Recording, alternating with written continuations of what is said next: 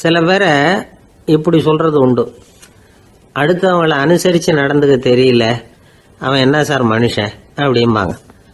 சக மனிதர்களோட எப்படி பழகிறது அப்படின்னு தெரியாததுனாலேயே பல பேர் இன்னைக்கு சங்கடப்பட்டுக்கிட்டு இருக்கிறாங்க. வசதி வாய்ப்பெல்லாம் சரியாக இருக்கும், ஆனால் வாழ்க்கை சரியாக இருக்காது. இன்னொருத்தர்கிட்ட எப்படி பேசுறது பழகிறதுங்கிறது தெரியாததுனால தான் இந்த அவஸ்தை. சரி, இந்த அவஸ்தை இல்லாமல் வாழறது எப்படி? இதுக்கு அனுபவசாலிகள் சில வழிமுறைகளை சொல்கிறாங்க. அதெல்லாம் என்னென்னங்கிறத இப்போ தெரிஞ்சுக்குவோம். முதல்ல நம்ம நாக்கு நம்ம கண்ட்ரோலில் இருக்கணும். வார்த்தைகளை கொட்டிவிட்டு அதுக்கப்புறம் அள்ள முடியாமல் கிடந்து கஷ்டப்படக்கூடாது. எப்படி பேசுகிறோங்கிறதும் முக்கியம், பேசுகிறப்ப எப்படி முகத்தை வச்சிருக்கிறோங்கிறதும் முக்கியம். அன்பாக பேசினாலும் நல்லா இருக்கும். அப்படி பேசுகிறப்ப ஆதரவாக அவர் தோள் மேலே ஒரு கையை போட்டுக்கிட்டு பேசினா இன்னமும் நல்லா இருக்கும். ரெண்டாவது விஷயம், இன்னொருத்தர்கிட்ட பேசுகிறப்ப வாக்குறுதிகளை அள்ளி வீசக்கூடாது. கொடுக்குற வாக்குறுதி குறைச்சலாக இருக்கணும். அப்படி கொடுத்த வாக்குறுதியை கண்டிப்பாக நிறைவேற்றணும். நாம் ஒருத்தரை பாராட்டுறோம் அல்லது அவரை பற்றி அபிப்பிராயம் சொல்கிறோம்னா அது ஆக்கப்பூர்வமாக இருக்கணும். நம்ம பாராட்டு அல்லது விமர்சனம் அடுத்தவருடைய முன்னேற்றத்துக்கு உதவுறது மாதிரி இருக்கணும். நாம் சொல்கிறத கேட்டுட்டு அவன் தலையில் கையை வச்சுட்டு உட்காந்துடக்கூடாது. எப்பவும் உற்சாகமாக இருக்கணும், முகம் மலர்ச்சியாக இருக்கணும். மனுஷன் இருந்தால் வருத்தம், கவலை, ஏமாற்றம் எல்லாம் இருக்க தான் செய்யும். அதெல்லாம் மனசில் இருக்கட்டும். அந்த வருத்தமும் கவலையும் ஏமாற்றமும் சேர்ந்துக்கிட்டு நம்ம முகத்தில் இருக்கிற மலர்ச்சியை மூடி மறைக்கிறதுக்கு நாம் இடம் கொடுத்துடக்கூடாது. எந்த விஷயத்தை பற்றி யாருக்கிட்ட பேசினாலும் வெளிப்படையாக பேசணும், திறந்த மனசோட பேசணும். மூடி மறைச்சி முன்னு முழுங்கிக்கிட்டு இருக்கக்கூடாது. இன்னொருத்தர்கிட்ட பேசுகிறப்போ விவாதம் பண்ணுங்க, அது தப்பு இல்லை. ஆனால் வாதாடிக்கிட்டு இருக்கக்கூடாது. அதாவது என்ன சொல்கிறாங்கன்னா, டிஸ்கஸ் பண்ணலாம், ஆர்கியூ பண்ணக்கூடாதான். நம்மக்கிட்ட இருக்கிற நல்ல குணங்களை நாம் எடுத்து சொல்லிகிட்டு இருக்கக்கூடாது. அந்த நல்ல குணங்களே நம்மளை பற்றி எடுத்து சொல்லணும், அது மாதிரி நடந்துக்கணும். அதே மாதிரி அடுத்தவங்க கிட்ட உள்ள கெட்ட குணங்களை பற்றி அவசியம் இல்லாமல் நாம் பேச வேண்டியதில்லை. உங்களை பற்றி யாராவது தப்பாக பேசுகிறாங்களா, அப்படி அவங்க பேசுகிறதுல உண்மை இல்லையா அப்படின்னா அதை நீங்கள் பொருட்படுத்த வேண்டியதில்லை, விட்டுடலாம். அது தானாக போயிடும். ஒரு 4-5 பேரோட பேசிக்கிட்டு இருந்தீங்கன்னா எல்லாருக்கும் முக்கியத்துவம் கொடுங்க, யாரையும் அலட்சியப்படுத்தாதீங்க. தமாஷா பேசலாம், ஆனால் அவங்க தமாஷ் அடுத்தவங்களை கேலி பண்ணுறதா இருக்கக்கூடாது. நமக்கு கிடைக்க வேண்டியது கிடைக்கலையே அப்படிங்கிற தவிப்பு நம்மகிட்ட இருக்கக்கூடாது, அது தேவையில்லை. உங்கள் செயல்பாடுகள் தெளிவாக இருக்கட்டும், பாராட்டு தானாக அவங்கள தேடிட்டு வரும். இன்னொரு மனுஷனுடைய மனசில் கௌரவமான ஒரு இடத்த பிடிக்கணும்னா நாம் இந்த குணத்தையெல்லாம் நம்மகிட்ட வளர்த்துக்கணும். இதெல்லாம் அனுபவசாலிகள் சொல்லியிருக்கிற குறிப்புகள். இந்த குறிப்புகளை சரியாக புரிஞ்சுக்கணும், அது முக்கியம். தப்பாக புரிஞ்சுக்கிட்டா என்ன ஆகும் தெரியுமா? இதை கேளுங்க. ஒருத்தர் வந்தார், சார் அடுத்தவங்க தோள் மேலே கையை போட்டுக்கிட்டு அன்பாக பேசணும்னு சொன்னீங்க, அப்படிதான் பேசினேன். அவர் முதுக கூட தட்டி கொடுத்தேன், என் வேலை போயிட்டுது சார், வீட்டுக்கு அனுப்பிச்சிட்டாங்க அப்படின்னார். யாருக்கிட்ட அப்படி பேசுனீங்கன்னு கேட்டோம். என் முதலாளிகிட்ட சார் அப்படிங்கிறார் ரொம்ப சோகமா. ஒரு சின்ன பையன் வந்தான், அவனை பார்த்து ஒரு கேள்வி கேட்டோம். ஏன்ப்பா உங்கள் வீட்டில் அம்மா புத்திசாலியா அப்பா புத்திசாலியா அப்படின்னு. அவன் அலட்சியமாக நம்மளை பார்த்து சிரிக்கிறான். என்ன சார் இது, இந்த காலத்தில் இது கூட தெரியாமல் இருக்கிறீங்களே அப்படிங்கிறான். ஒரு சின்ன பையன் நம்மளை பார்த்து இப்படி கேட்டு விட்டானே அப்படின்னு நினைக்கிறப்போ நமக்கு ஒரு மாதிரி ஆகிடும். அதுக்கப்புறம்தான் இந்த தாத்தா பாட்டிலாம் சொல்கிற ஒரு கதை ஞாபகத்துக்கு வந்தது. அது என்ன கதை தெரியுமா? ஒரு ஊரில் ஒரு அம்மாவும் பிள்ளையும் இருந்தாங்களாம். அந்த மகனுக்கு திடீர்னு தேசாந்திரம் போய் வரணும்னு ஆசை வந்துட்டுது. ஊராக போய் சுற்றி பார்க்கணுங்கிற ஆசை. அந்த அம்மாவுக்கு இது பிடிக்கல. மகனை பிரிஞ்சு இருக்கிறதுக்கு அவங்க மனசு இடம் கொடுக்கல. வேணாப்பான்னு சொல்லி பார்த்தாங்க, அவன் கேட்கல. திடீர்னு புறப்படவும் செஞ்சுட்டான். சரி, இனிமேல் அவனை தடுக்க முடியாதுன்னு முடிவு பண்ணிக்கிட்டாங்க அந்த அம்மா. இருந்தாலும் புத்திசாலித்தனமாக ஒரு யோசனை பண்ணாங்க. மகனை கிட்டத்தில் கூப்பிட்டாங்க, அவங்ககிட்ட சொன்னாங்க, இதை பாருப்பா, நீ தேசாந்திரம் போகிறதுன்னு தீர்மானம் பண்ணிவிட்ட, அதை நான் தடுக்கலை, போயிட்டு வந்துடும். ஆனால் போகிறதுக்கு முன்னாடி எனக்கு ஒரு வாக்குறுதி கொடுத்துட்டு போ அப்படின்னாங்க. போகிறப்போ ராத்திரியாக இருந்தாலும் பகலாக இருந்தாலும் சரி புளிய மரத்து நிழலில் தான் தங்கணும். திரும்பி வர்றப்போ இரவும் பகலும் நீ வேப்ப மரத்து நிழல்லே தங்கணும் அப்படின்னாங்க. சரி அப்படியே செய்கிறேன்னு சொல்லி வாக்குறுதி கொடுத்தான் பையன். புறப்பட்டு போனான். போகிற வழியில் புளிய மரத்து நிழல்லே தங்கினான், தூங்கினான். அப்படி போய்கிட்டே இருந்தான். 7ஆவது நாள் அவன் உடம்பு சுகமில்லாமல் போயிட்டுது. ரொம்பவும் பலவீனமாயிட்டான். இனிமேல் நடக்க முடியாதுங்கிற நிலைமை வந்துட்டுது. யோசிச்சு பார்த்தான், சரி இதுக்கு மேலே போக வேண்டாம் அப்படின்னு முடிவு பண்ணிட்டு திரும்பி வர ஆரம்பிச்சிட்டான். திரும்பி வர்றப்போ வழியில் வேப்ப மரத்து நிழலையே தங்கி தங்கி வந்தான். நாளுக்கு நாள் உடம்பு சரியாக வந்துட்டுது. 7வது நாள் வீட்டுக்கு வந்து சேர்றான். உடம்பு பழையபடியே கலகலப்பாயிட்டுது. பூரண சுகம். தேசாந்திரம் போன பையன் திரும்பி வந்துட்டானே அப்படின்னு அந்த அம்மா ஆச்சரியப்படலை. ஏன்னா அவங்களுக்கு தெரியும் இப்படி ஆகும்னு. பையன் சீக்கிரமாக திரும்பி வரணுங்கிறதுக்காக தான் அவங்க அந்த யோசனையை சொன்னாங்க. என்ன விஷயங்கிறதையும் அவங்களே சொன்னாங்க. மகனே, புளிய மரத்து நிழல் உடம்புக்கு உஷ்ணத்தை கொடுக்கும், சீக்கம் உண்டாக்கும். அதனால் நீ தொடர்ந்து புளிய மரத்து நிழலில் தங்கினாவே நோய்க்கு ஆளாயிட்ட. அதனால் நல்ல பயணத்தை முடிச்சுக்கிட்டு திரும்பி வரணுங்கிற முடிவுக்கு வந்துட்ட. திரும்பி வர்றப்போ நீ தங்கினது வேப்ப மரத்து நிழல். அது உடம்புக்கு குளிர்ச்சியை தரக்கூடியது, நோயை தீர்க்கக்கூடியது. அதனால் சுகமாக வீட்டுக்கு சேர்ந்துட்ட. உன்னோட தேசாந்திர பயணத்தை தடுக்கிறதுக்காக தான் இப்படி பண்ணினேன் அப்படின்னாங்களாம் அந்த அம்மா. பார்த்தீங்களா அம்மாவோட புத்திசாலித்தனத்தை? அப்பாவாக இருந்தால் இப்படியா பண்ணுவார்? ஒரு அப்பா பையன்கிட்ட 10 ரூபா கொடுத்து இதை எடுத்துக்கிட்டு அடுத்த ஊருக்கு போய் அங்கே இருக்கிற மாமா கிட்ட இதை கொடுத்துட்டு வாடா, வழியில் எங்கேயாவது மரத்தடியில் படுத்து தூங்கி விடாதே அப்படின்னு எச்சரிக்கை பண்ணி அனுப்புனாராம். பையனுக்கு எச்சரிக்கையாக வாழறது எப்படிங்கிறத கற்றுக் கொடுக்கறதுக்காக இப்படி பண்ணார். அவன் பணத்தை வாங்கிக்கிட்டு போனான். அப்பா சொன்னதை மறந்துட்டு ஒரு மரத்தடியில் படுத்து தூங்கிட்டான். அவனுக்கு தெரியாமல் அவன் பின்னாடியே போன அப்பா அவன் கையில் இருந்த அந்த 10 ரூபாயை நைஸாக எடுத்துகிட்டு வந்துட்டார். அவன் பையில் தானே வச்சுருந்தான், அது தெரியாமல் எடுத்துகிட்டு வந்துட்டார். அவன் தூங்கிக்கிட்டு இருக்கான். எடுத்துகிட்டு ஒரு மறுபடியும் வீட்டுக்கு வந்துட்டார். பையன் முழிச்சுக்கிட்டு பையை தடவி பார்க்குறான், பணத்தை காணும். அழுதுகிட்டே திரும்பி வந்தான். அப்பா கிட்ட விஷயத்த சொன்னான். அப்பா சிரிச்சுக்கிட்டே சொன்னார், அதுக்கு தான்ப்பா ஆரம்பத்திலேயே எச்சரிக்கை பண்ணினேன், இனிமேலாவது நீ ஜாக்கிரதையாக இருக்கணும் அப்படிங்கிறதுக்காக தான் இப்படி பண்ணினேன். அந்த பணம் எங்கேயும் போயிடல, நான் தான் அதை உனக்கு தெரியாமல் எடுத்து வச்சிருக்கிறேன். இதோ பாரு அப்படின்னு சொல்லிக்கிட்டு சைடு பாக்கெட்டில் கையை விட்டா அது ஓட்டையாக இருக்குது. அதை எவனோ ஏற்கனவே கத்திரிச்சு எடுத்துகிட்டு போட்டான். இப்போ அப்பா முகத்தில் அசடு வழிஞ்சுதான். ஒரு ஆள் இருந்தான், நிறைய பணம் சம்பாதிச்சான். ஆனால் செலவு பண்ண மனசு வரல, கருமி. அவன் என்ன பண்ணா, சேர்த்த பணம் பூராவையும் ஒரு மரத்தடியில் புதைச்சி வச்சுருந்தான். வாரத்துக்கு ஒரு தடவை அந்த மரத்தடிக்கு வருவான். புதைச்ச இடத்த ஆவலோடு பார்த்துக்கிட்டு இருப்பான். அதுக்கப்புறம் போயிடுவான். அவ்வளவுதான். ஒரு நாள் ஒரு திருடன் வந்தான். இவன் புதைச்சி வச்சுருந்ததெல்லாம் எடுத்துகிட்டு போட்டான். இது தெரிஞ்சு போச்சு. அந்த கருமி புலம்ப ஆரம்பிச்சிட்டான். இவன் புலம்பலை கேட்டதும் அக்கம் பக்கத்தில் இருந்தவங்கெல்லாம் ஓடி வந்தாங்க. என்ன விஷயம்னு விசாரித்தாங்க. இவன் சொன்னான். ஒரு பெரியவர் கேட்டார், ஏப்பா வாரம் இந்த இடத்த பார்க்கறதாக சொன்னியே, எப்போவாவது இதில் இருக்கிற பணத்தை எடுத்து செலவு பண்ணியிருக்கியா அப்படின்னு கேட்டார். நான் அப்பப்போ அதை பார்க்கறது தான் வழக்கம், அதை தொட்டதே இல்லைன்னு அவன். சரி அப்படின்னா இப்போவும் நீ அதே மாதிரி வாரம் ஒரு தடவை இந்த இடத்த பார்த்துட்டு போகலாமே அப்படின்னாராம் அந்த பெரியவர். அதுவும் சரிதானே, எவ்வளவு காலமானாலும் அவன் அந்த பணத்தை எடுத்து செலவு பண்ண போகிறதில்ல. அப்படி இருக்கிறப்ப உள்ளே பணம் இருந்தாலும் ஒன்று தான், இல்லாமல் போனாலும் ஒன்று தான். இதிலிருந்து என்ன புரியுதுன்னா, ஒருத்தர்கிட்ட இருக்கிற பணத்தை கொண்டு அவர் பணக்காரரா ஏழையா அப்படின்னு முடிவு செய்கிறது சரியில்லை. அந்த செல்வத்தை அனுபவிக்கிற திறன், பயன்படுத்துகிற திறன், அதை வச்சு தான் அவர் ஏழையா பணக்காரரா அப்படிங்கிறத நிர்ணயம் பண்ணணும். அதுதான் சரி. செலவு பண்ண தெரியாதவன் சேகரம் பண்ணிகிட்டே இருக்கிறதுனால என்ன பிரயோஜனம்? தலைமுடியே இல்லாதவன் தாராளமாக சீப்புகளை வாங்கி சேகரம் பண்ணுறது மாதிரி தானே இது. சில சமயம் செலவு பண்ண நாம் தயாராக இருந்தால் கூட அந்த செல்வம் நமக்கு பயன்படுறதில்ல. அரேபியாவில் ஒரு நகை வியாபாரி விலை உயர்ந்த முத்துக்களை எல்லாம் அவர் வச்சு வியாபாரம் பண்ணிகிட்டு இருந்தார். அவர் ஒரு சமயம் ஒரு பாலைவனம் வழியாக போயிட்டு இருக்கிறார் ஒட்டகத்தில். அப்போ திடீர்னு கடுமையான புயல் வீச ஆரம்பிச்சுட்டுது.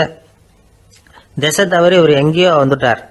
கூட வந்தவங்களையும் காணல, எங்கே போனாங்களோ தெரியல. இவர் ரொம்ப பயந்து போய் அங்கேயும் எங்கேயுமா அலைஞ்சு தெரிகிறார். வழியே தெரியல. பசி கடுமையாயிட்டுது. ஒட்டகத்து முதுகில் ஒரு மூட்டை இருந்தது. அதை பிரித்து பார்த்தார். உள்ளே ஏதாவது இருக்கான்னு தேடி பார்க்குறார். அது வரைக்கும் கண்ணில் தட்டுப்படாத அபூர்வமான ஒரு பை கண்ணில் பட்டுது. ஆஹா, அதில் ஏதாவது சாப்பிட்றதுக்கு இருக்கும் அப்படின்னு நினச்சி ஆவலாக அதை பிரித்து பார்க்குறார். அந்த பையில் விலை உயர்ந்த முத்துக்கள் நிறைய இருந்துதான். அப்போ தான் அவர் நினச்சாராம், விலை உயர்ந்த முத்துக்கள் கூட சாப்பிட்றதுக்கு உணவாக முடியாது அப்படிங்கிறத புரிஞ்சுக்கிட்டாராம். எந்த நேரத்தில் எது நமக்கு தேவையோ அது நமக்கு தாராளமாக கிடைக்கணும். அப்படி அது கிடைக்கிறதுக்கு நம்மக்கிட்ட இருக்கிற செல்வம் பயன்படணும். அது நமக்கும் பயன்படலாம், நம்ம மூலமா அடுத்தவங்களுக்கும் பயன்படலாம். அதுதான் செல்வத்தின் பயன். ஒரு மரத்தடியில் ஒருத்தன் உட்காந்து அழுதுகிட்டு இருந்தான். அந்த பக்கமா வந்த இன்னொருத்தன் ஏப்பா அழுதுகிட்டு இருக்கிறேன்னு கேட்டான். இந்த இடத்துல தான் பூமிக்கு அடியில் பணம் இருக்குது, புதைச்ச இடம் தெரியல, அதான் அழறேன் அப்படின்னா. நல்லா ஞாபகப்படுத்தி பாரு, எந்த இடத்துல புதைச்ச அப்படின்னு கேட்டான் இவன். அது எப்படி எனக்கு தெரியும், புதைச்சி வச்சிருக்கிறவன் நான் இல்லையே, எங்க எழுத்து வீட்டுக்காரன் அப்படின்னானா இவன். ஒரு பல்கலைக்கழகம், அங்கே ஒரு இலக்கிய பேராசிரியர், அவர் பாடம் நடத்திக்கிட்டு இருந்தார். ராபர்ட் ப்ரௌனிங் எழுதிய கவிதைகளை பற்றி சொல்லிகிட்டு இருக்கிறார். மாணவர்களும் ரொம்ப அக்கறையாக அதை கேட்டுக்கிட்டு இருக்கிறாங்க. ஒரு குறிப்பிட்ட கவிதையை பற்றி சொல்லும் பொழுது அந்த பேராசிரியருக்கே ஒரு சந்தேகம். அதாவது அந்த கவிதையின் சரியான அர்த்தம் என்னங்கிறதுல சந்தேகம். பேராசிரியர் யோசனை பண்ணார். அந்த கவிதையை முழுசாக புரிஞ்சிக்க முடியல. அதனால் மாணவர்களை பார்த்து சொன்னார், மாணவர்களே, ஒரு நாள் பொறுத்துங்க, இந்த கவிதையை எழுதின கவிஞர் எங்கள் வீட்டுக்கு பக்கத்தில் தான் இருக்கிறார். இன்னைக்கு சாயந்தரம் நான் அவரை நேரிலேயே போய் பார்க்குறேன். பார்த்து இதுக்கு என்னங்க அர்த்தம்னு கேட்டுட்டு வந்துடுறேன். அதுக்கப்புறம் உங்ககிட்ட சொல்கிறேன் அப்படின்னாராம். அன்னைக்கு சாயந்தரமே அந்த பேராசிரியர் கவிஞரை தேடிக்கிட்டு போயிட்டார். கவிஞர் அவங்க வீட்டில் அவர் பாட்டு உட்காந்துருந்தாராம். இவர் போய் அவர் முன்னாடி உட்காந்தார். அப்புறம் கேட்டார், ஐயா, அந்த கவிதையின் முழு பொருள் என்னன்னு தெரிஞ்சுட்டு போகிறதுக்காக வந்திருக்கிறேன் அப்படின்னாராம். எந்த கவிதை அப்படின்னாராம் அவர். இவர் அந்த கவிதையை சொல்லியிருக்கார். கவிஞர் கொஞ்சம் யோசனை பண்ணிவிட்டு அப்புறம் சொன்னாராம், பேராசிரியரே, நீங்கள் கொஞ்சம் தாமதமாக வந்துட்டீங்கன்னாராம். இவருக்கு ஒன்றும் புரியல. நீங்கள் என்ன சொல்கிறீங்க, நான் தாமதமாக வந்துட்டேன்னா? நீங்கள் தான் உயிரோடு இருக்கிறீங்களே, அப்படி இருக்கும்பொழுது நான் தாமதமாக வந்துட்டேன்னா அது எப்படி அப்படின்னு இவர் குழம்பி இருக்கிறார். இப்போ கவிஞர் சொன்னாராம், ஐயா, நான் உயிரோடு இருக்கிறேன்னா இல்லையாங்கிறது முக்கியம் இல்லை. நான் அந்த கவிதை வரிகளை எழுதினப்போ 2 பேருக்கு அதோட அர்த்தம் தெரிஞ்சிருந்தது. இப்போ ஒரே ஒருத்தருக்கு தான் அதோட அர்த்தம் தெரியும் அப்படின்னாராம். பேராசிரியர் யோசனை பண்ணியிருக்கார். அப்படின்னா அந்த ஒருத்தர் கவிஞர் ராபர்ட் ப்ரௌனிங்கை தவிர வேற யாரா இருக்க முடியும்? இவர் தான் அப்படிங்கிறத அவர் மனசில் நினச்சிக்கிட்டார். அதனால சொன்னார், ஐயா, நான் தாமதமாக வரல, அந்த கவிதையின் பொருள் என்ன அது சொல்லுங்கன்னார். பேராசிரியரே, நான் சொல்றது உங்களுக்கு புரியலன்னு நினைக்கிறேன். நான் இந்த வரிகளை எழுதினப்போ 2 பேருக்கு அதோட அர்த்தம் தெரிஞ்சிருந்தது. அந்த 2 பேர் யாருன்னா, ஒருத்தர் ராபர்ட் ப்ரௌனிங், அதாவது நான், இன்னொருத்தர் கடவுள். இப்போ அது கடவுளுக்கு மட்டும்தான் தெரியும். நானே இதை பற்றி பல தடவை யோசனை பண்ணி பார்த்தேன். இது ரொம்ப அழகானது, ஆனாலும் ரொம்ப வழுக்கலானது. அதை பிடிச்சிட்டோம்னு நினச்சிக்கிட்டு இருக்கும் பொழுதே காற்று மாதிரி அது உங்ககிட்ட இருந்து ஓடி போயிடுது. எனக்கு ரொம்பவும் வருத்தமாக தான் இருக்குது. நிச்சயமாக நான் தான் இந்த வரிகளை எழுதியிருக்கிறேன். அதில் அர்த்தம் இருக்குங்கிறது எனக்கு தெரியும், அதை நான் உணர்றேன். ஆனால் நீங்கள் என்னை மன்னிக்கணும், எனக்கே கூட அதை என்னால் விளக்க முடியல. அப்படி இருக்கும் பொழுது உங்களுக்கு எப்படி அதை நான் விளக்க முடியும் அப்படின்னாரா அந்த கவிஞர். அனுபவிக்கப்படக்கூடிய எல்லாமே விளக்கப்படக்கூடிய ஒன்றல்ல, விளக்கப்படும் எல்லாமே அனுபவிக்கப்படக்கூடிய ஒன்றல்ல அப்படிங்கிறது ஞானிகளுடைய கருத்து. அதுக்காக தான் அந்த சம்பவம். வாழ்க்கையில் நீங்கள் தொடர்ந்து ஆய்வு செய்து கொண்டே இருக்கக்கூடிய விளக்கங்களை ஒருபோதும் அடைய முடியாத பரிமாணங்கள் இருக்கிறதுனால தான் அது அலுப்பு தட்டாமல் இருக்குது. உங்களால் நிறைய அனுபவிக்க முடியும், இருந்தாலும் நீங்கள் அனுபவித்து அறிந்த விஷயங்கள் கூட வார்த்தைகளால் விளக்கப்பட முடிவதில்லை அப்படிங்கிறது பெரியோர் சிந்தனை.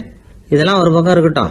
நமக்கு தெரிஞ்ச பேராசிரியர் ஒருத்தர் 1 மணி நேரம் ரொம்ப விவரமாக வகுப்பு எடுத்தார். கடைசியாக சொன்னார், மாணவர்களே, ரொம்பவும் எளிமையாக விளக்கமாக எல்லா விவரமும் சொல்லியிருக்கிறேன். அதனால் இதில் உங்களுக்கு சந்தேகம் வர்றதுக்கு வாய்ப்பே இல்லை. இருந்தாலும் கேட்க வேண்டிய கடமை கேட்குறேன்.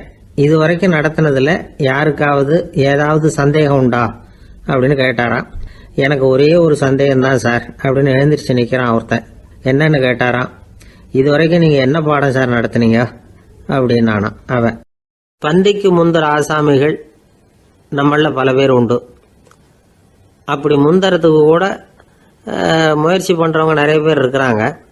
இதில் என்ன ஒரு விஷயம்னா, பந்திக்கு முந்தறது கூட தப்பு இல்லை. ஆனால் அப்படி ஒரு விருந்தில் ஆளாக போய் உட்காந்து சாப்பிட்டா கூட வெளியில் வர்றப்ப என்ன பெரிய விருந்து வச்சுட்டான், சாம்பாரில் உப்பு இல்லை, ரசத்தில் காரம் இல்லை அப்படின்னு குறை சொல்லிகிட்டே வர்றது இருக்கு பாருங்க. அது சரியில்லை, நாகரிகமும் இல்லை. கல்யாண பத்திரிகையில் என்ன போட்டிருக்குது, என் பொண்ணுக்கும் இன்னார் பையனுக்கும் கல்யாணம், எல்லாரும் குடும்பத்தோடு வந்திருந்து மணமக்களை ஆசீர்வதிக்கணும், இப்படி தானே போட்டிருக்கோம். குடும்பத்தோடு விருந்து சாப்பிட்டு சாப்பாடு எப்படி இருக்குன்னு அபிப்பிராயம் சொல்லிவிட்டு போங்க அப்படின்னா போட்டிருக்கு கல்யாண பத்திரிகையில். ஒருத்தர் வீட்டு விசேஷத்துக்கு போயிருக்கோம்னா எவ்வளவோ அசௌகரியங்கள் நமக்கு ஏற்படலாம். ஏராளமான கூட்டம் வந்திருக்கும். எல்லாரையும் அவங்க வந்து தனித்தனியாக கவனிச்சுக்கிட்டு இருக்க முடியாது. நாம தான் அனுசரித்து நடந்துக்கணும். நாமளாக போய் வாழ்த்த வேண்டியவங்களை வாழ்த்தி விட்டு வந்து சேரணும். அதை விட்டுட்டு பத்திரிக்கை கொடுத்தானேன்னு போனேன், கவனிப்பே சரியில்லை அப்படின்னு புலம்பிக்கிட்டு இருக்கக்கூடாது. ஒரு விருந்துக்கு போனால் அங்கே எப்படி நடந்துக்கணும் அப்படிங்கிறத பற்றி கூட அனுபவசாலிகள் சில விவரங்கள்லாம் சொல்லியிருக்கிறாங்க. இந்த காலத்தில் கல்யாணம், பிறந்த நாள், அது இதுன்னு நிறைய விருந்துகள் நடக்குது. அதெல்லாம் எதுக்காக? மனித உறவுகளை வளர்த்துக்கிறதுக்காக தான், வேற எதுக்கு? ஒரு விருந்துக்கு போனால் அமைதியாக பொறுமையாக போய் உட்காரணும். அடித்து பிடிச்சிக்கிட்டு இடத்த பிடிக்க போகிறேன் அப்படின்னு நிற்கக்கூடாது. முதல் பந்தி நடந்துக்கிட்டு இருந்தால் அது முடிஞ்சு இலை எடுத்து சுத்தம் பண்ணதுக்கு அப்புறம் போய் உட்கார்றது தான் நாகரீகம். இலை எடுக்கிறதுக்கு முன்னாடியே அங்கே போய் உட்காந்தா நல்லா இருக்காது. நீங்கள் சாப்பிட்டுட்டு உட்காந்துருக்கீங்களா, சாப்பிட்றதுக்கு உட்காந்துருக்கீங்களா, பார்க்குறவங்களுக்கு சந்தேகம் வந்துடும். அதே மாதிரி இலையில எல்லா ஐட்டமும் பரிமாறினதுக்கு அப்புறம் சாப்பிட ஆரம்பிக்கணும். ஒவ்வொரு ஐட்டமாக வைக்க வைக்க நாம் பாட்டுக்கு எடுத்து உள்ளே தள்ளிகிட்டே இருந்தோம்னா எதை வச்சோம் எதை வைக்கலன்னு பரிமாறினவரே குழம்பி போயிடுவார். ஏன்னா எப்போ பார்த்தாலும் இலை காலியாகவே இருக்கும். சாப்பிட்றப்போ உங்கள் சாப்பாட்டையே நீங்கள் கவனிக்கணும். அடுத்தவங்க இலையில என்ன இருக்குது, பக்கத்தில் இருக்கிறவர் எதை அதிகமாக சாப்பிட்றார், இதெல்லாம் நமக்கு என்னத்துக்கு? எல்லாரும் சாப்பிட்டு முடிக்கிற வரைக்கும் பொறுமையாக இருக்கிறது தான் நல்லது. நீங்கள் மட்டும் திடீர்னு பாதியில் எழுந்திரிச்சு பக்கத்தில் இருக்கிறவங்களுக்கு சங்கடமாக இருக்குமேங்கிறதெல்லாம் யோசிக்காமல் நீங்கள் பாட்டு எழுந்திரிச்சு போகக்கூடாது. பக்கத்தில் உள்ளவங்க உங்களை எழுந்திரிக்க சொன்னால் எழுந்திரிச்சு போகலாம். விருந்துகளில் சாப்பாட்டை வீணாக்கிறதே ஒரு நாகரிகமாக போட்டுது இந்த காலத்தில். சாப்பாட்டுக்கே கஷ்டப்பட்டுக்கிட்டு பல பேர் இந்த உலகத்தில் இருக்கிறப்போ சாப்பாட்டை வீணாக்கிறது எவ்வளோ பெரிய மோசங்கிறத நினச்சி பார்க்கணும். வேணுங்கிற அளவுக்கு கேட்டு வாங்கி சாப்பிட்றது தான் முறை. விருந்தில் இந்த பஃபே அப்படின்னு சொல்லி ஒரு முறை சொல்கிறாங்கல்ல, அதாவது உணவு வகைகளையெல்லாம் பொதுவாக ஒரு இடத்துல வச்சுடுறது, நமக்கு தேவையானதை நாமே எடுத்துட்டு ஒரு தட்டில் போட்டுக்கிட்டு சாப்பிட வேண்டியது. இதில் கூட சில பேர் தேவைக்கு அதிகமாக எடுத்து போட்டுக்கிட்டு வீணாக்குறாங்க. சில சமயம் வந்து கடைசியாக சாப்பிட போகிறவங்களுக்கு எல்லா ஐட்டமும் கிடைக்காம போகலாம். அதை போய் பெருசு பண்ணிகிட்டு இருக்கக்கூடாது. என்ன சார் இந்த அளவுக்கு கூடவா நாகரிகம் தெரியாமல் இருக்கிறோம், இதை போய் பெருசாக சொல்ல வந்துட்டீங்களே அப்படின்னு நினைக்கலாம். ஒருத்தர் 2 பேருக்கு இந்த விவரம் தேவைப்படலாம். அவங்க காதலையும் இது விழட்டுமேங்கிறதுக்காக தான் இது. ஒரு பெரிய கல்யாண விருந்து நடந்துக்கிட்டு இருந்தது. விருந்து மண்டபத்து வாசலில் ஒருத்தர் நின்றுக்கிட்டு வர்றவங்களையெல்லாம் ரொம்ப மரியாதையாக வணங்கி உள்ளே அனுப்பி வச்சுக்கிட்டு இருந்தார். எப்படி தெரியுமா? வர்றவங்க கையெல்லாம் பிடிச்சி முத்தம் கொடுத்து அதுக்கப்புறம் உள்ளே அனுப்பி வச்சுக்கிட்டு இருந்தாராம். கூட்டம்லாம் முடிஞ்சதுக்கப்புறம் அவர்கிட்ட போய் கேட்டிருக்கிறாங்க, சார் நானும் எவ்வளவோ விருந்துகளுக்கு போயிருக்கிறேன், இருந்தாலும் இவ்வளவு மரியாதையாக வர்றவங்க கைக்கெல்லாம் முத்தம் கொடுத்து வரவேற்கிறத இங்கே தான் பார்க்குறேன் அப்படின்னு சொன்னாங்க. அதுக்கு அவர் சொன்னார், அட போங்க சார், நான் முத்தம் கொடுக்கல, முந்தின பந்திக்கு வந்து சாப்பிட்டவங்களே அடுத்த பந்திக்கும் வர்றாங்களான்னு மோந்து பார்த்து அனுப்பி வச்சுக்கிட்டு இருந்தேன் அப்படின்னார். ஒருத்தன் எப்படி நடந்துக்கிறாங்கிறத வச்சு தான் அந்த ஆள் எப்படிங்கிறத நாம் முடிவு பண்ணுறோம். ஆளுமைன்னு சொல்கிறோம்ல, அதுக்கு வந்து சூழ்நிலைகளை ஆளுகின்ற தன்மை அப்படின்னு விளக்கம் கொடுக்குறார் ஒரு உளவியல் நிபுணர். சரி, ஒரு மனிதனுடைய ஆளுமையை உருவாக்குகிற விஷயங்கள் என்னென்ன? பிறப்பு, வளர்க்கப்பட்ட விதம், படிப்பு, நண்பர்கள், சமுதாயம், இப்படி நிறைய உண்டு. ஆளுமையின் அடிப்படையில் சில மனநோய்கள் உண்டாகுது. அதெல்லாம் என்னென்னங்கிறத தெரிஞ்சு வச்சுக்கிட்டோம்னா நம்ம கூட இருக்கிறவங்கள அடையாளம் கண்டுபிடிக்கிறதுக்கு அது ரொம்ப உபயோகமாக இருக்கும். ஃப்ரெனாய்டு ஆளுமை அப்படின்னு ஒன்று. இந்த கோளாறு உள்ளவங்க எப்படி இருப்பாங்க தெரியுமா? அதிக உணர்ச்சி, சந்தேகம், பொறாமை இதெல்லாம் அதிகமாக இருக்கும். வளைஞ்சு கொடுக்க மாட்டாங்க. அடுத்தவங்களோட இணக்கமான உறவு இருக்காது. அவங்க செய்கிற தப்புக்கெல்லாம் அடுத்தவங்களை வந்து குறை சொல்லிகிட்டு இருப்பாங்க. இது ஒரு ரகம். அடுத்தது வந்து ஸ்கிசாய்டு ஆளுமை அப்படின்னு சொல்கிறாங்க. இந்த கோளாறு உள்ளவங்க அடுத்தவங்களோட பழக கூச்சப்படுவாங்க. சின்ன வயசுலேயே இது ஆரம்பமாயிடுது. பகல் கனவுலேயே சஞ்சரிப்பாங்க. அவங்களுடைய விரோதம், கோபம் இதை கூட வெளியில் காட்டிக்க முடியாமல் இருப்பாங்க. இவங்களுக்கு அகமுகம், பிரச்சனைகள்லேருந்து ஒதுங்கி எதுலேயும் ஈடுபாடு இல்லாதவங்களாக இருப்பாங்க. இப்படி ஒரு ரகம். அடுத்தது சைக்ளோதமிக் ஆளுமை அப்படின்னு சொல்கிறாங்க. அது என்னென்னா உணர்ச்சிகளில் ஏற்றத்தாழ்வு அதிகமாக இருக்குமா. சில சமயம் பார்த்தா மகிழ்ச்சியாக இருப்பாங்க, சில சமயம் சோகமாக உட்காந்துருப்பாங்க. அவங்க மனநிலைக்கு தகுந்த மாதிரி சமூக நிகழ்ச்சிகளில் பங்கெடுத்துக்குவாங்க. இன்னொரு வகை என்னென்னா எண்ணப்பீடிகை ஆளுமை அப்படின்னு பேர் வச்சிருக்கிறாங்க. அதுக்கு இவங்களுக்கெல்லாம் கரெக்டாக இருக்கணும், எல்லாம் சட்டத்திட்டம் எதுலேயும் ஒரு ஒழுங்குமுறை, இப்படி எதிர்பார்க்குற மனோபாவம். இவங்க எதிர்பார்ப்புக்கும் அரண்முறைக்கும் மற்றவங்க கட்டுப்படணும்னு நினைப்பாங்க. இந்த நிலைமை நீடிச்சா என்ன ஆகும் தெரியுமா? அலைக்கழிக்கிற எண்ணங்கள் திரும்ப திரும்ப ஒரே செயலை செய்ய தூண்டுற மன தளர்ச்சிக்கு ஆளாயிடுறாங்க. அடுத்தது ஹிஸ்டீரியா ஆளுமை. சின்ன விஷயத்தையெல்லாம் பெருசுபடுத்தி நாடகமாக்குற நடிகர்கள் இவங்க. உணர்ச்சி அதிகம் உள்ளவங்க. இவங்க மன எழுச்சியில் பக்குவமின்மை, குழந்தைத்தனம், முதிர்ச்சியின்மை எல்லாம் இருக்கும். தன்னலம் மிக்க குணம். பிறர் தன்னை மட்டுமே கவனிக்கணும்னு நினச்சி செயல்படுறது, இதெல்லாம் இவங்க அடையாளம். அடுத்த ரகம் எப்படின்னா வளர்ச்சியற்ற ஆளுமைன்னு சொல்கிறாங்க. அடுத்தவங்களோட இணங்கி போக முடியாதவங்க, அறிவு, மன எழுச்சி, சமூக உறவு இதில் எல்லாம் போதுமான வளர்ச்சியையும் நிறைவையும் பெற முடியாதவங்க. இவங்களால வாழ்க்கையில் முன்னேற முடியாது. பிச்சைக்காரங்க, குற்றவாளிகள் இவங்ககிட்டெல்லாம் இது மாதிரியான ஆளுமை அதிகமாக இருக்குமா. அடுத்தது என்னென்னா சோர்வுடைய ஆளுமை. எதுலேயும் உற்சாகம் இல்லாமல் சோர்ந்து போயிருப்பாங்க. அதுக்கெல்லாம் நமக்கு வலிமை இல்லைப்பா அப்படின்னு சொல்லிட்டு இருப்பாங்க. சின்ன விஷயங்களுக்கெல்லாம் அதிர்ச்சி அடையிறது, வாழ்வின் சுவையை அனுபவிக்க முடியாதவங்க. இன்னொரு ரகம் இது கொதித்தெழும் ஆளுமைங்கிறாங்க. எதுக்கு எடுத்தாலும் ஆத்திரம், குரோதம், வன் செயல் இதுலெல்லாம் ஈடுபாடு இப்படி உள்ளவங்க. நத்தை வகை ஆளுமை அப்படின்னு ஒன்று.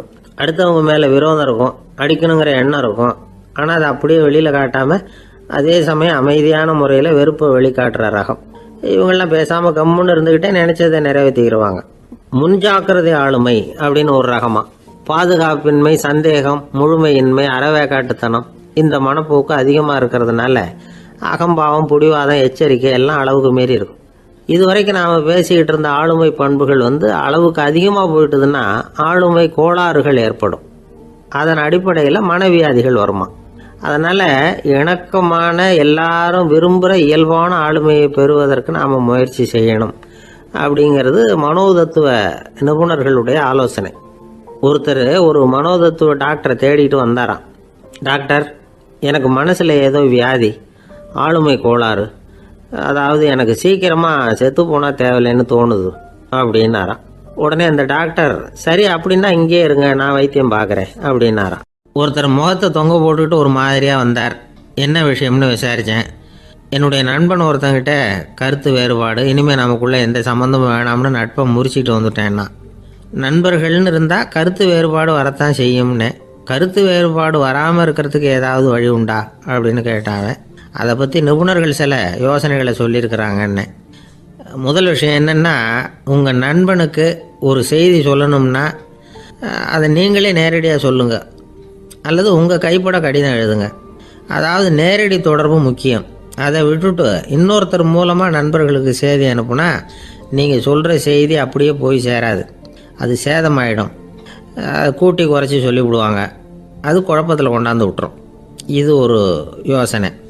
ரெண்டாவது யோசனை என்னென்னா, நீங்கள் ஒரு நல்ல காரியத்தை செய்யும் பொழுது உங்கள் நண்பரையும் சேர்த்துக்குங்க, அவருக்கும் அதில் ஒரு ஈடுபாட்டை உருவாக்குங்க. மூணாவது யோசனை, நம்ம பக்கத்தில் இருக்கிற நண்பர் மகிழ்ச்சி அடைகிற மாதிரி ஏதாவது செய்யணும்.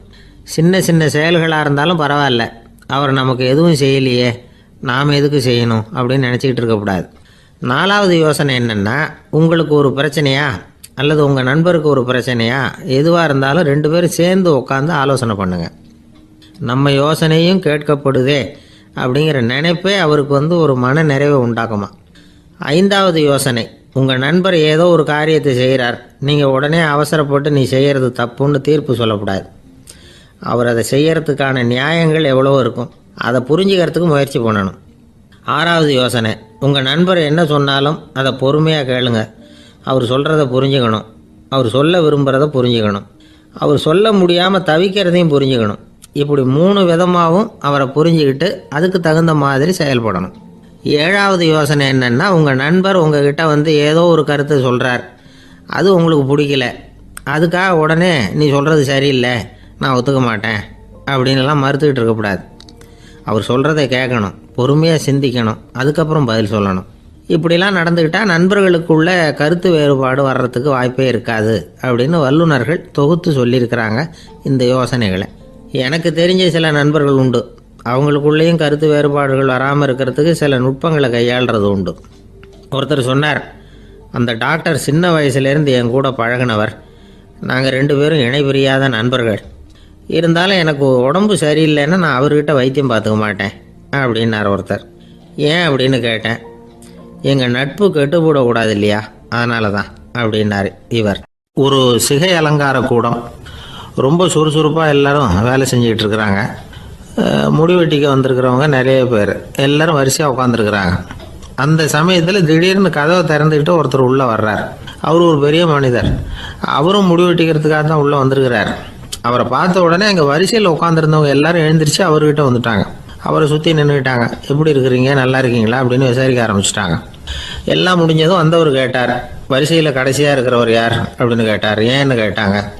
நான் அதுக்கு அடுத்தபடியாக உட்காரணும், அதுக்காக தான் கேட்குறேன் அப்படின்னார்.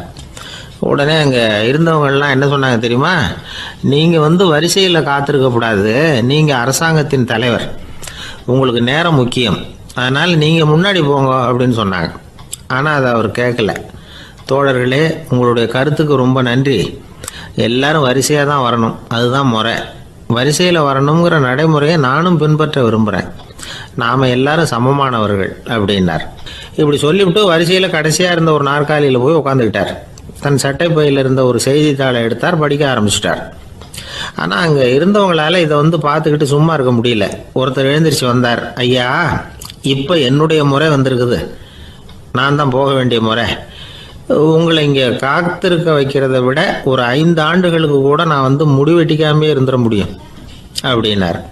அவர் மறுபடியும் சொன்னார், ஐயா, நீங்கள் வரிசை முறையை தாண்டி போக விருப்பப்படல, சரி, ஆனால் என்னுடைய முறையை மாற்றி கொடுக்கறதுக்கு எனக்கு முழு உரிமை இருக்குது. இதுக்கு பதிலாக உங்களுடைய கடைசி இடத்த நான் எடுத்துக்கிறேன், இதை நீங்கள் மறுக்க முடியாதுன்னார். அங்கே இருந்த மற்றவங்களும் இதை ஒரு மனசாக வற்புறுத்த ஆரம்பிச்சிட்டாங்க. அந்த பெரிய மனிதர் பார்த்தார், சரின்னு கடைசியாக ஒத்துக்கிட்டார். அவர் யார் தெரியுமா? அவர் தான் மாவீரர் லெனின். ரஷ்யாவில் கிரெம்ளின் சிகை அலங்கார கூடத்தில் தான் இது நடந்தது. எல்லாரும் இந்நாட்டு மன்னர்கள்னு வாயளவில் பேசுறதுல என்ன பிரயோஜனம்? நாம் எல்லாரும் சமங்கிறத நடைமுறையில் கடைபிடிச்சி காட்டினவங்க கொஞ்சம் பேர் தான். அவங்களில் ஒருத்தர் தான் லெனின். வரிசையில் நின்று வர்றதுங்கிறது ஒரு சிறந்த பண்பு, உயர்ந்த பண்பு. இன்றைக்கி பல இடங்களில் அது நமக்கு தேவைப்படுது. ஒரு ரேஷன் கடை வாசல், கடை திறக்கிறதுக்கு முன்னாடி எல்லாரும் வரிசையில் நின்றுட்டாங்க. கடைசியாக வந்த ஒருத்தர் க்யூவில் முன்னாடி போகிறதுக்கு முயற்சி பண்ணுறார். ஏற்கனவே நின்றுட்டு இருக்கிறவங்க அவரை முன்னாடி போகிறதுக்கு விட மாட்டேங்கிறாங்க. கடைசியாக போய் நில்லையா அப்படின்னு எல்லாரும் கத்துறாங்க. அது அவர் காதில் வாங்கலை. முண்டி அடிச்சுக்கிட்டு முன்னாடி போகிறதுக்கே முயற்சி பண்ணிகிட்டு இருக்கிறார். எல்லாரும் சேர்ந்து அவரை வலுக்கட்டாயமாக இழுத்து கொண்டாந்து பின்னாடி கொண்டு போய் நிறுத்திவிட்டாங்க. நிறுத்திவிட்டு சொன்னாங்க, இதை பாருப்பா, நாங்கள் இருக்கிற வரைக்கும் நீங்கள் முன்னாடி போய் எதையும் வாங்க முடியாது, தெரிஞ்சுக்கோ அப்படின்னாங்க. இப்போ அந்த ஆள் சொன்னாராம், நான் இங்கே பின்னாடி நிற்கிற வரைக்கும் நீங்களும் எதுவும் வாங்க முடியாது அப்படின்னாராம். ஏன்னு கேட்டிருக்கிறாங்க. நான் தான் அந்த கடையை திறக்க வேண்டிய ஆள் அப்படின்னா. ஒருத்தர் ஒரு தவறு செஞ்சு விடுறாருன்னு வச்சுக்கோங்க. உடனே நீ செஞ்சது தவறு அப்படின்னு சொல்கிறது ஒரு வகை. அதுக்கு பதிலாக எது சரின்னு அவர் புரிந்து கொள்ள உதவி செய்கிறது இன்னொரு வகை. இந்த 2வது வகை இருக்குது பாருங்கள், நிர்வாக இயலில் இது ரொம்ப முக்கியம்.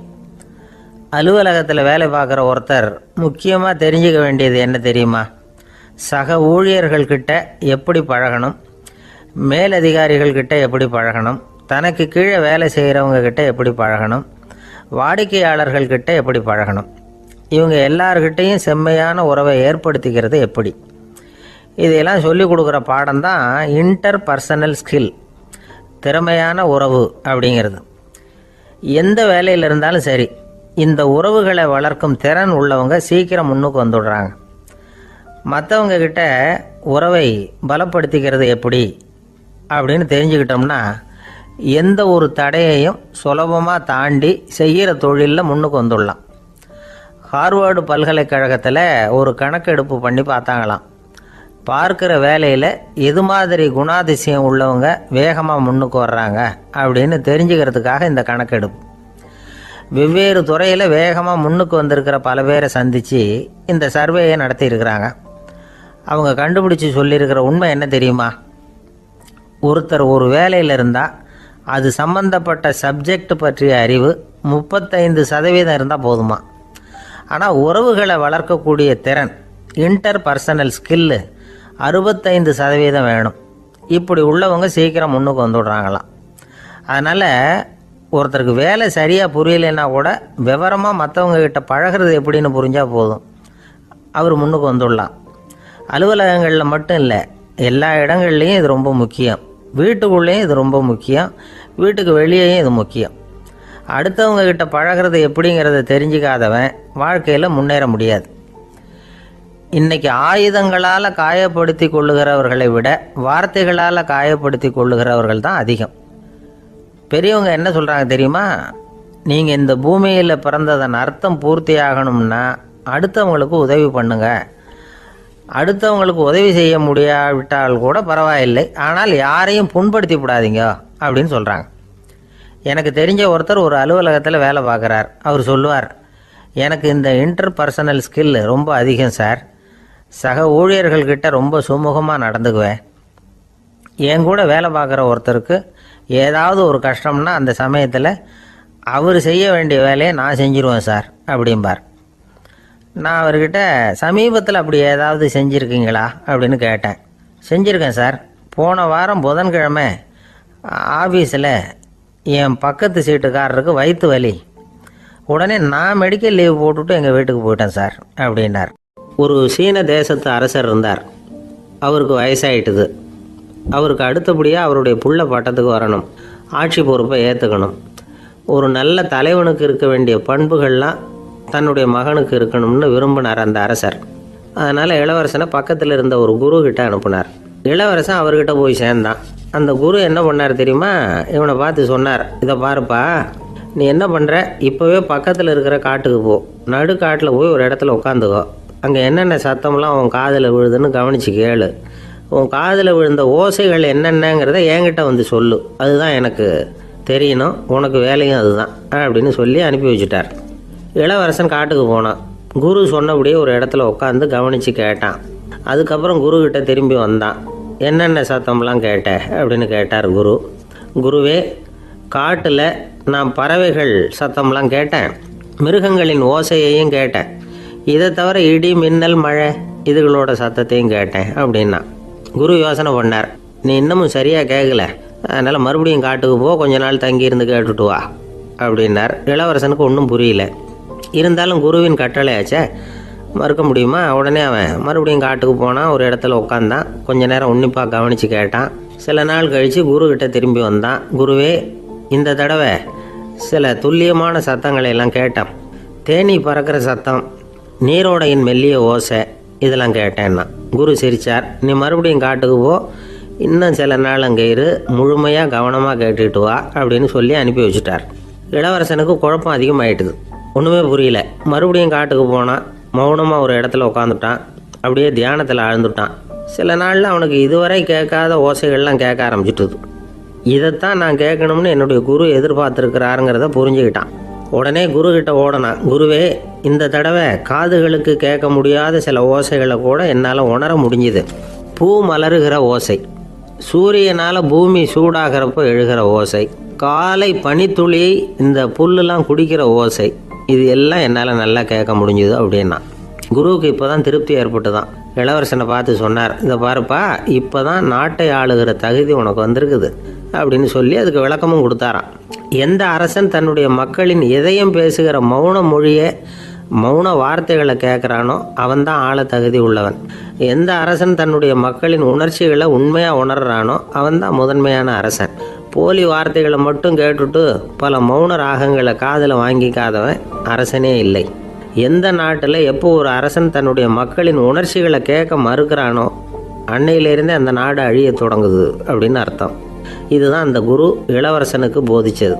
வாயால் பேசுகிறத மட்டும் கேட்டு ஏமாறக்கூடாது, உணர்ச்சிகளையும் கேட்குறதுல தான் மனப்பக்குவம் உண்டாகும். மக்கள் உணர்ச்சிகளை புரிந்து கொள்ளாத அரசர்கள் நீடிச்சிருக்க முடியாது. அது மாதிரி நாடுகளில் அடிக்கடி குழப்பம் தான் உண்டாகும். அப்படி இருந்தால் அடிக்கடி ஆட்சி மாறிக்கிட்டு இருக்கும். அப்படிப்பட்ட ஒரு தேசம், அங்கே ஒரு சிறைச்சாலையில் 3 கைதிகள் பேசிக்கிட்டு இருந்தாங்க. ஒருத்தன் சொன்னான், நான் இந்த நாட்டு ராஜாவை எதிர்த்து பேசிக்கிட்டு இருந்தேன், அதனால் என்னை பிடிச்சி கொண்டாந்து இங்கே போட்டுவிட்டாங்க அப்படின்னா ஒருத்தன். இன்னொருத்தன் சொன்னான், நான் இந்த நாட்டு ராஜாவை ஆதரித்து பேசிக்கிட்டு இருந்தேன், அதனால் என்னை பிடிச்சி கொண்டாந்து இங்கே தள்ளிவிட்டாங்க அப்படின்னா. அது சரி, நீ என்ன தப்பு பண்ண அப்படின்னு சொல்லி 3வது ஆளை பார்த்து இவங்க கேட்டாங்க. அதுக்கு அந்த ஆள் சொல்கிறான், நான் தான் இந்த நாட்டு ராஜா அப்படின்னானா. ஒரு நண்பர், அவர்கிட்ட பேசிக்கிட்டு இருந்தேன். மனித உறவுகள் பற்றி அவர் சொல்லிகிட்டு இருந்தார். அமெரிக்காவில் தந்தை மகன் உறவு எப்படி இருக்குது அப்படிங்கிறத விளக்கிறதுக்கு அவர் ஒரு கதையை சொன்னார். ஒரு அப்பா பகல் பூராவும் அலுவலகத்தில் வேலை, ஓடி ஆடி உழைச்சிக்கிட்டு களைச்சி போய் ராத்திரி 10 மணிக்கு மேலே வீடு திரும்பினான். வீட்டு வாசலில் அவரோட மகன் காத்துக்கிட்டு இருக்கிறான். இன்னமும் தூங்கலை. அப்பா வாசல்லையே தடுத்து நிறுத்தி, அப்பா உனக்கு சம்பளம் எவ்வளவு அப்படின்னு கேட்குறான். ஏற்கனவே ஆஃபீஸ் பிரச்சனைகளால் அலுத்து போய் திரும்புகிற அப்பாவுக்கு கோவம் வந்துடுது. என்னடா இப்படிலாம் கேளுன்னு உங்கள் அம்மா உனக்கு சொல்லி கொடுத்தாளா அப்படின்னு சொல்லிவிட்டு உள்ளே போய் சட்டையை கட்டி மாட்டி விட்டு குளிச்சு விட்டு மறுபடியும் வெளியில் வந்து உடையை மாற்றுகிற சமயம் அப்போ மறுபடியும் மகன் உள்ளே வந்து நிற்கிறான் அவர் முன்னாடியே. அப்பா உனக்கு எவ்வளவு சம்பளங்கிறான் மறுபடியும். அப்பாவுக்கு எரிச்சல் அதிகமாகிட்டுது. மணிக்கு $20 போதுமா அப்படின்னார். அப்படின்னா எனக்கு ஒரு $10 தர முடியுமான்னா மகன். இதுக்கு தான் என் சம்பளம் எவ்வளவுன்னு கேட்டியா? 2ஆம் வகுப்பு படிக்கிற உனக்கு எதுக்குடா $10 அப்படின்னு கத்திவிட்டு தொலைக்காட்சி பெட்டியின் முன்னாடி போய் உட்காந்துக்கிட்டு ஏதோ நிகழ்ச்சியை பார்க்க ஆரம்பிச்சிட்டார். கொஞ்ச நேரம் கழித்து மறுபடியும் மகன் வந்து நிற்கிறான். அப்பா ப்ளீஸ் எனக்கு ஒரு $10 கொடுக்க முடியுமா? மகனுடைய கண்களில் கண்ணீர். என்னடா அவன் கண்ணீரை காட்டி காரியம் சாதிக்கலாம்னு பார்க்குறியா? ஒரு காசு கூட கொடுக்க மாட்டான் போ அப்படின்னு விரட்டி விட்டான். மகன் கண்ணீரை தொடச்சிக்கிட்டே கண்ணை தொடச்சிக்கிட்டு பேசாமல் போய் படுத்துக்கிட்டானா. கொஞ்ச நேரம் ஆச்சு. அப்பாவோட கோபம் கொஞ்சம் கொஞ்சமாக குறைஞ்சிது. பிள்ளைகிட்ட கோபமாக கத்துனது தப்பு தாங்கிறது புரிஞ்சுது அவனுக்கு. எழுந்திரிச்சு போனான், படுக்கை இறக்கி போனான். மகனை பார்த்தான். அவன் தலையணையை கட்டி பிடிச்சிக்கிட்டு அழுதுகிட்டு இருக்கிறான். அவனை மெல்ல நெருங்கி அவங்ககிட்ட எதமாக பேசுகிறதுக்கு ஆரம்பித்தானான். எதுக்குடா உனக்கு $10 பள்ளிக்கூடத்தில் கேட்டாங்களா அப்படின்னு கேட்டானா. மகன் சொல்லியிருக்கான், இல்லை டாடி, உனக்கு 1 மணி நேரம் சம்பளம் $20ன்னு சொன்னேன். நீ ஏற்கனவே எனக்கு கொடுத்த பாக்கெட் மணி $10 என்கிட்ட இருக்குது. இப்போ நீ இன்னொரு $10 கொடுத்தீங்கன்னா அதையும் சேர்த்து $20 ஆகிடும். அந்த $20 நான் உனக்கு கொடுத்துருவேன். அப்படி கொடுத்தா நீ என் கூட 1 மணி நேரம் செலவழிப்ப இல்லையா? அதுக்காக தான் $10 கேட்டேன் அப்படின்னு சொன்னானான். அந்த அப்பா கண்ணு கலங்கி போச்சான். ஆதரவோடு தன்னுடைய மகனை கட்டி பிடிச்சி அழ ஆரம்பிச்சிட்டாராம். இதுதான் நண்பர் சொன்ன கதை. அமெரிக்கா மட்டும் இல்லை, உலகம் பூராவும் இன்றைக்கி மனித உறவுகள் இப்படி தான் மாறிட்டு இருக்கு. பெரியவர்கள் அறிவுரை என்ன தெரியுமா? உங்கள் குழந்தைகளிடமிருந்து குழந்தை பருவத்தை பிரித்து விடாதீர்கள் அப்படிங்கிறது தான். அதாவது இன்றைய குழந்தைகள் தங்கள் பிருந்தாவனத்தை இழந்து விடுகிறார்கள் அப்படிங்கிறது அவங்களுடைய கருத்து. இந்த நிலைக்கு நாம் காரணமாக இருந்துடக்கூடாது. குழந்தைகளோட விளையாடுவோம், குடும்பத்தோடு உறவாடுவோம் அப்படிங்கிறது தான் நம்முடைய நோக்கமாக இருக்கணும். இன்றைய உறவு முறைக்கு இன்னொரு உதாரணம் சொல்லுவாங்க. ஒருத்தர் வந்தாராம். அவர் பக்கத்தில் ஒரு சின்ன பையன். நாம் அவரை விசாரிக்கிறோம், யார் இந்த பையன் அப்படின்னா அவர் சொல்கிறார், இவன் எனக்கு தூரத்து உறவு அப்படின்னாராம். இந்த தூரத்து உறவுன்னா எப்படின்னு இருக்கான். இதுக்கு அவன் சொல்லியிருக்கிறான், இவன் எங்கள் அப்பாவுக்கு 8வது பிள்ளை அப்படின்னானான். கணவன் மனைவி அன்பாக இருக்கணும், ஒருத்தர் நல்லா புரிஞ்சுக்கணும், விட்டு கொடுக்குற மனப்பான்மை வேணும். அதுதான் ஒரு நல்ல குடும்பம். இன்றைக்கி பல குடும்பங்களில் அர்த்தமில்லாத சண்டைகள் தான் அதிகம். கிராமப்புறங்களில் வேடிக்கையாக ஒரு கதை சொல்லுவாங்க. ஒரு ஊரில் ஒரு ஆள் இருந்தான். வேலை வெட்டி இல்லாமல் சும்மாவே இருந்தான். அவனுக்கு கல்யாணம் பண்ணி வச்சாங்களாம். மனைவி வந்து சேர்ந்தா. சும்மாவே உட்காந்துருக்கிறியே, ஏதாவது சம்பாதிக்கிற வழியை பாரு அப்படின்ட்டுருக்கா. அதுக்கு தான் யோசனை பண்ணிகிட்டு இருக்கிறேன், ஒரு அருமையான ஐடியா அப்படின்னானா. என்ன அது சொல்லு அப்படின்ட்டுருக்கா. அவன் ஒரு ஆட்டுக்குட்டி வாங்க போகிறேன்ருக்கான். அதை வாங்கி என்ன பண்ண போகிறேன்னா, அந்த குட்டி வளரும், பெருசாகும், அதுக்கப்புறம் அது நிறைய குட்டி போடும் அப்படின்ட்டுருக்கான். சரி, அப்புறம் என்ன, அதையெல்லாம் சந்தையில் கொண்டுட்டு போய் விற்றுவிட்டு அந்த காசுக்கு ஒரு எருவு மாடு வாங்கலாம். சரி, அது எதுக்கு? எருவு மாடு நிறைய பால் கொடுக்கும், அதை கொண்டுகிட்டு போய் பால் பண்ணையில் கொடுப்பேன், அல்லது நானே விற்றுருவேன், கை நிறைய காசு கிடைக்கும். அதுக்கப்புறம் ஒரு பசுமாடு வாங்குவேன், பாலையும் விற்கலாம், நாமளும் காய் போட்டு சாப்பிட்லாம், இப்படிலாம் சொல்லியிருக்கான். அப்போ அந்த பொண்ணு சொல்லிச்சான், அடுத்த தெருவில் இருக்கிற எங்கள் அம்மா வீட்டுக்கும் கொஞ்சம் பால் கொடுத்து அனுப்பலாம் அப்படின்ட்டுருக்கான் அந்த பொண்ணு. இந்த இடத்துல கணவனுக்கு கோவம் வந்துட்டுது. அதே எப்படி உங்கள் அம்மா வீட்டுக்கு எதுக்கு கொடுக்கணும், அதெல்லாம் முடியாதுன்றிருக்கான். இந்த இடத்துல சண்டை ஆரம்பமாயிட்டுது. கொஞ்ச நேரத்தில் 2 பேரும் சத்தம் போட ஆரம்பிச்சிட்டாங்க. கடுமையான சண்டை நடக்கிறத பக்கத்து வீட்டுக்காரன் காதில் வாங்கினான். அவன் ஓடியாந்தான். அவனுக்கு தெரியும், வாங்காத மாட்டுக்காக இப்படி சண்டை போட்டுக்கிட்டு இருக்கிறாங்கங்கிறது அவனுக்கு புரியும். அவன் ஓடி வந்து சொன்னான், ஏண்டா உன்னோட பசுமாட்டை ஒழுங்காக கட்டி போடக்கூடாதான்ருக்கான். என்னடா சொல்கிறேன்னா, இவன் உன் மாடு என் தோட்டத்தில் வந்து மேய்ஞ்சுட்டுது, பயிரெலாம் நாசமாயிட்டுது, 10,000 ரூபா அளவுக்கு சேதம், அதை வாங்கிட்டு போகிறதுக்கு தான் வந்தேன், குடுறா 10,000 நானா. இவன் அரண்டு போயிட்டான். அப்புறம் சொன்னான், டே நான் இன்னும் மாடே வாங்கலையே, அதுக்குள்ளே அது வந்து எப்படிடா உன் தோட்டத்தில் மேயும், என்னடா வளர்றேன்ருக்கான். நீ தாண்டா இப்போ உளறிக்கிட்டு இருக்க, மாடே வாங்கலை, அதுக்குள்ளே எப்படிடா வந்து உன்னுடைய மனைவி அவங்க அம்மா வீட்டுக்கு பால் கொடுத்து அனுப்ப முடியும் அப்படின்னு அவன் கேட்டானா. நம்மளால இப்போ தான் புத்தி வந்துதான், அர்த்தமே இல்லாத சண்டை போட்டுக்கிட்டு இருக்கிறோம் அப்படிங்கிறத அவன் புரிஞ்சுக்கிட்டானான். இது நம்ம முன்னோர்கள் சொல்லியிருக்கிற ஒரு கதை. சண்டையில் தான் அர்த்தம் இல்லையே தவிர கதையில் அர்த்தம் உண்டு.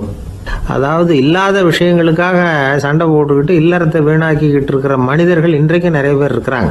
ஒருத்தன் தன்னுடைய மனைவியை பற்றி மாமனார்கிட்ட புகார் சொன்னானா, மாமா உங்கள் பொண்ணு அர்த்தமில்லாத சண்டை போடுறா, எதுக்கு எடுத்தாலும் எடுத்தெறிஞ்சு பேசுகிறா அப்படின்ட்டுருக்கான். நீ எப்படி மாப்பிள்ளை அதை சமாளிக்கிற அப்படின்னு கேட்டிருக்காரு அவர். அவள் எடுத்தெறியறது என் மேலே படாமல் ஒதுங்கி நின்றுக்கிறேன் அப்படின்னு நானா இவன். ஒரு பெரியவர்கிட்ட பேசிக்கிட்டு இருந்தேன். அவர் என்கிட்ட ஒரு கேள்வி கேட்டார். திருடர்கள் எத்தனை வகை தெரியுமா உனக்கு அப்படின்னார். இதுதான் அவர் கேட்ட கேள்வி. எதுக்காக என்ன பார்த்து அந்த கேள்வி கேட்டார தெரியல. இருந்தாலும் நான் அவருக்கு பதில் சொன்னேன். திருடர்களில் எத்தனையோ வகை உண்டுங்க.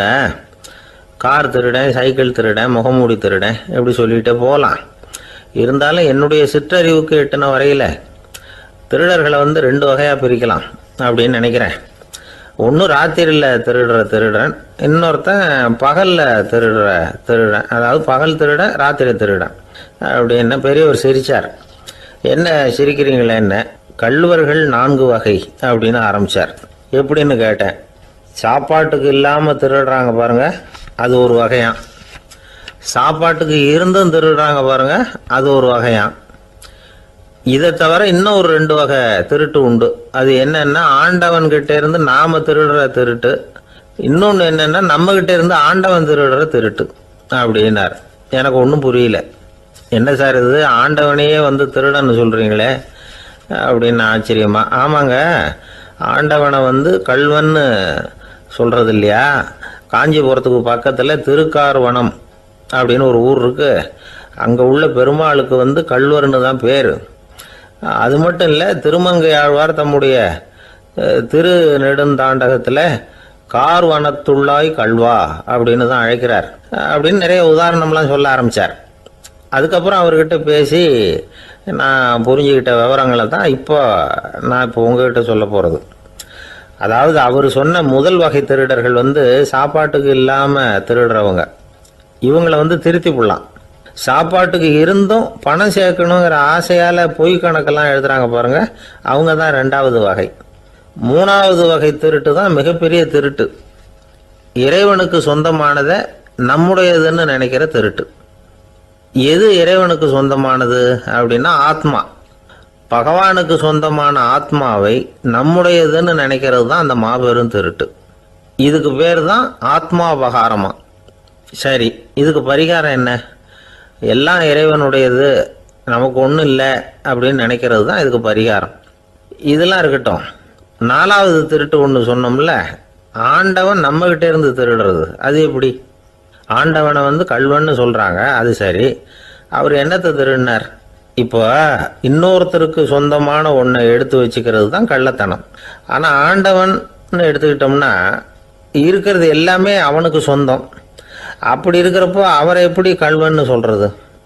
இது என்ன புரியாமல் இருக்குதே அப்படின்னு சொல்லி பார்த்தா அதுக்கும் விளக்கம் சொல்கிறாங்க அவங்க. அதாவது ஆண்டவனுக்கு உருவமே கிடையாது, அரூபமாக இருக்கிறவன், அதாவது உருவம் இல்லாமல் இருக்கிறவன். அப்படி உள்ள பகவான் நம்மளை மாதிரி உருவத்தில் இருக்கிறான். நம்மளை மாதிரியே கையை காலு மூக்கெல்லாம் இருக்குது ஆண்டவனுக்கு. இந்த உருவம் நம்மகிட்ட இருந்து திருடினது தானே. அவன் தன்னுடைய உண்மையான திருமேனியை நமக்கு காட்டாம, அதாவது தரிசனம் கொடுக்காம இருக்கிறது கள்ளத்தனம் தானே. அதனால தான் இதுவும் ஒரு பெரிய திருட்டு, இருக்கிறதுலேயே மிகப்பெரிய திருட்டு அப்படிங்கிறார். என்கிட்ட பேசிக்கிட்டு இருந்தார், இந்த விஷயம்லாம் சொல்லிட்டு இருந்தாரு அந்த பெரியவர். அதாவது திருட்டை ஆன்மீக நோகத்தில் அவர் பார்க்குறார். நம்ம பார்வையில் இதை விட அபூர்வமான திருட்டுலாம் இங்கே உண்டு. அபூர்வமான திருடர்களும் உண்டு. ஒரு திருடன் சிறையிலிருந்து விடுதலையாகி வெளியில் போனான். கொஞ்ச நாளில் மறுபடியும் திரும்பி ஜெயிலுக்கு வந்துட்டான். அப்போது சிறை அதிகாரி அவனுக்கு அறிவுரை சொன்னாராம். ஏன்பா இப்படி அடிக்கடி தப்பு பண்ணிவிட்டு ஜெயிலுக்கு வந்துடுறியே, உனக்கு சொந்த பந்தம் எதுவும் இல்லையா? உனக்கு அப்பா, அண்ணன், தம்பிகள் அவங்க கூட எல்லாம் சேர்ந்து வாழணுங்கிற ஆசை இல்லையா அப்படின்னு கேட்டிருக்கார். அவங்களோட சேர்ந்து வாழணுங்கிற ஆசை எனக்கு நிறைய உண்டுங்க சார் அப்படின்னு அவன். அப்புறம் எதுக்கு இப்படி ஜெயிலுக்கு வந்துவிடுற அப்படின்னாரான் அவர். அவங்க எல்லாருமே இங்கே தானே சார் இருக்காங்க அப்படின்னு அவன். ஒரு ஊரில் ஒரு துறவி இருந்தார், புத்த சமய துறவி.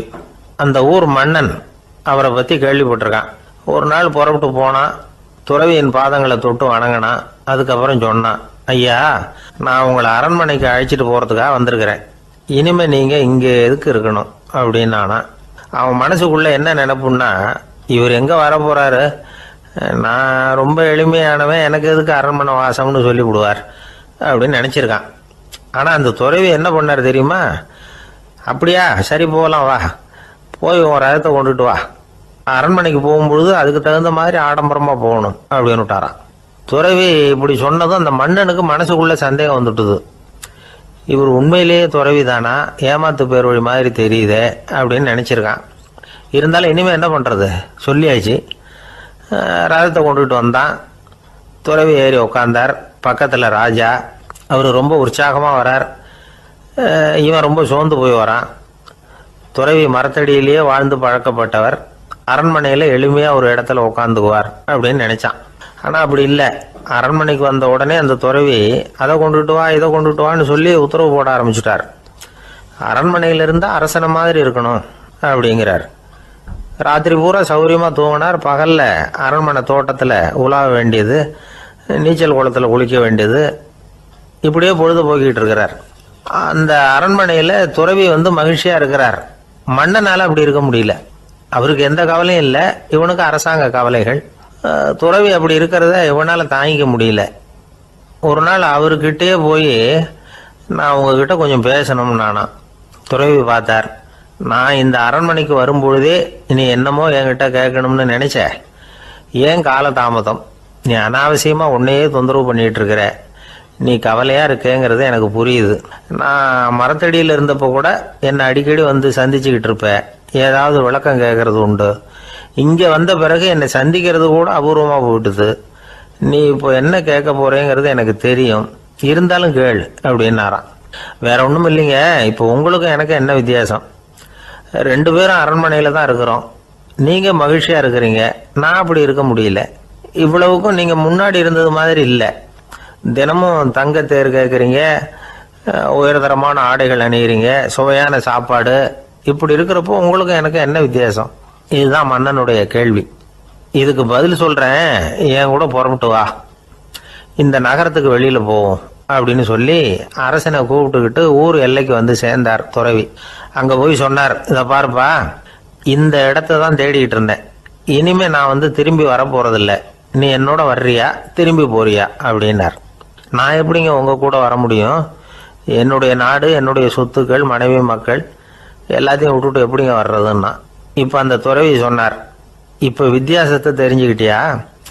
நான் அரண்மனையில் இருந்தேன், எல்லா வித பொருள்களும் உடையவனா இருந்தேன், ஆனால் எதையும் சொந்தம் கொண்டாடுறவனா இருக்கல. ஆனால் நீ அப்படி இல்லை, எல்லாத்தையும் சொந்தம் கொண்டாடிக்கிட்டு இருக்கிற. இதுதான் நமக்குள்ள வித்தியாசம் அப்படின்னு சொன்னார். அரண்மனை ஆடைகளை அப்படியே கலைஞர் அரசங்கிட்ட கொடுத்தார். உன்னுடைய ஆடைகளை நீயே வச்சுக்கோன்னார். அவர் பாட்டுக்கு நடந்து போனார், திரும்பியே பார்க்கல. அரசனுக்கு அப்பதான் தன்னுடைய அறியாமை விளங்குச்சான். இதுல இருந்து நாம புரிஞ்சுக்க வேண்டியது என்னன்னா, இந்த உலகத்துல எத்தனையோ பொருள்கள், அதையெல்லாம் முறையா பயன்படுத்தினா மகிழ்ச்சி. அதை விட்டுட்டு அதுக்கெல்லாம் சொந்தம் கொண்டாட ஆரம்பிச்சா கவலை. நம்ம ஆட்கள் சொந்தம் கொண்டாடுற விதமே தனி. ஒரு ஆளு இன்னொருத்தங்கிட்ட ஒரு கொடை கடன் வாங்கியிருந்தான், திருப்பி கொடுக்கல. கொடையை கொடுத்தவன் கேட்டான், என்கிட்ட கடன் வாங்கினிய கொடை, அதை கொஞ்சம் திருப்பி தர்றியான்னா. அது உனக்கு இப்போ அவசரமா தேவைப்படுதா அப்படின்னு கேட்டான் இவன். எனக்கு தேவைப்படல, அந்த கொடையை நான் யாருக்கிட்ட வாங்கியிருந்தேனோ அவனுக்கு இப்போ அது அவசரமா தேவைப்படுது அப்படின்னு அந்த ஆள். ஒரு ஊர்ல ஒரு புகழ்பெற்ற பத்திரிகையாளர் இருந்தார். அவர் ஒரு நாள் திடீர்னு இறந்து போயிட்டார். அதுக்கப்புறம் நேராக சொர்க்கத்துக்கு போனார். சொர்க்கத்தின் வாசல்ல நின்றுகிட்டு இருந்த ஒருத்தர் அவரை தடுத்தார். இதை பாரு, ஏற்கனவே இங்கே 12 பத்திரிகையாளர்கள் இருக்கிறாங்க, அவங்களுக்கே இங்கே வேலை இல்லை. அதுக்கு என்ன காரணம்னா, சொர்க்கத்தில் திடுக்கிடும் செய்திகள்லாம் ஒன்றும் கிடையாது. அப்படி என்ன இருக்க போகுது? இங்கே எல்லாம் அது ஒழுங்காக நடந்துகிட்டு இருக்கோம். எல்லாம் ஒழுங்காக நடந்தால் பத்திரிகைகளுக்கு சுவாரஸ்யமான கொலை கொள்ளை தீ வைப்பு இது மாதிரி எதுவும் இங்கே இல்லை. ஏற்கனவே இங்கே இருக்கிறவங்க எல்லாரும் மரத்தடியில் உட்காந்துக்கிட்டு தியானம் பண்ணிகிட்டு இருக்கிறாங்க. அந்த ஒரே செய்தி தான் தினமும் இங்கே வந்துக்கிட்டு இருக்குது. அதை படிக்கிறதுக்கே இங்கே ஆள் கிடையாது. அதனால் நான் என்ன சொல்கிறேன்னா, நீ பேசாமல் நரகத்துக்கே போயிடு. அங்கே எவ்வளவோ நிகழ்ச்சிகள் நடந்துக்கிட்டு இருக்கு. அங்கே தான் அதிகமான பத்திரிகையாளர்கள் தேவைப்படுறாங்க. அங்கே உனக்கு நிறைய வேலை இருக்கும். அதை செய்கிறதில்ல நீயும் மகிழ்ச்சியாக இருக்கலாம் அப்படின்னு சொன்னாராம். அங்கே அந்த சொர்க்கத்தின் வாசலில் நின்றுக்கிட்டு இருந்தவர். இந்த பத்திரிகையாளர் அங்கேயே நின்று கொஞ்சம் யோசனை பண்ணார். இவருக்கு சொர்க்கத்திலே இருக்கணும்னு தான் ஆசை. அதனால் மெதுவாக அவர்கிட்ட பேசினாராம். ஐயா, என்னை ஒரு 24 மணி நேரம் இங்கே உள்ளே இருக்கிறதுக்கு அனுமதி கொடுங்க. இங்கே இருக்கிற பல பத்திரிகையாளர்களை எனக்கு தெரியும். அவங்களில் சில பேரை சமாதானப்படுத்தி மெதுவாக பேசி நரகத்துக்கு அனுப்பி வச்சுட்றேன். நான் இங்கே இருந்துக்கிறேன். உங்கள் கணக்குப்படி 12 பேருக்கு மேலே இங்கே தாண்டாது, அப்படி பார்த்துக்கிறேன் அப்படின்னாராம். அவரும் யோசனை பண்ணி பார்த்துட்டு, சரி அப்படியே உனக்கு அனுமதி கொடுக்குறேன். ஆனால் ஒரு விஷயம், 24 மணி நேரம் தான் அனுமதி, அதுக்குள்ளே எல்லாம் நடக்கணும் அப்படின்ட்டுருக்கார். சரின்னு சொல்லிவிட்டு இந்த பத்திரிகையாளர் உள்ளே போனார். யோசனை பண்ணார். திட்டம் போட்டு ஒரு பொருளையை கிளப்பி விட்டார். சக பத்திரிகையாளர்கள் எல்லாம் கூப்பிட்டு சொன்னாராம், இந்த பாருங்கள், நரகத்தில் ஒரு பெரிய தினசரி பேப்பரை கொண்டுகிட்டு வர்றதுக்காக திட்டம் போட்டுக்கிட்டு இருக்காங்க. அதுக்கு பல அதிகாரிகள் தேவைப்படுறாங்க. நிறைய சம்பளம் கிடைக்கும். யார் யாரெல்லாம் நரகத்துக்கு போக ஆசைப்படுறாங்களோ அவங்கெல்லாம் போகலாம் அப்படின்னு ஒரு பொருளையை கிளப்பி விட்டார். 24 மணி நேரம் கழித்து வாசல் பக்கம் போனார். அங்கே இருந்தவர்கிட்ட எத்தனை பேர் வெளியேறினாங்கன்னு விசாரிச்சாராம். அப்போ அவர் இவரை, நீ வெளியே போகக்கூடாது, முதல்ல உள்ளே தான் இருக்கணும் அப்படின்னு தடுத்தாராம். அப்புறம் சொன்னாராம், நீ சொன்ன செய்தியை கேட்டதும் இங்கே இருந்த எல்லா பத்திரிகையாளர்களுமே நரகத்துக்கு போயிட்டாங்கப்பா, உள்ளே யாருமே இல்லை, அதனால் நீ உள்ளே இருக்கலாம் அப்படின்னாராம். இதை கேட்டதும் இந்த பத்திரிகையாளரே குழம்பி போயிட்டார். ஒருவேளை உண்மையிலேயே நரகத்தில் புதுசாக பத்திரிகை ஏதாவது ஆரம்பிக்க போகிறாங்களோ அப்படின்னு அவரே நினைக்க ஆரம்பிச்சிட்டாராம். அப்புறம் சொன்னாராம், ஐயா என்னை விட்டுருங்க, நான் நரகத்துக்கே போயிடுறேன், அங்கே ஏதோ விசேஷம் இருக்கணும் அப்படின்னாராம். இல்லைன்னா இத்தனை பேரும் ஒட்டு மொத்தமாக அங்கே போகிறதுக்கு சான்ஸே இல்லை, என்னை தடுக்காதீங்கன்னு கெஞ்ச ஆரம்பிச்சிட்டாராம்.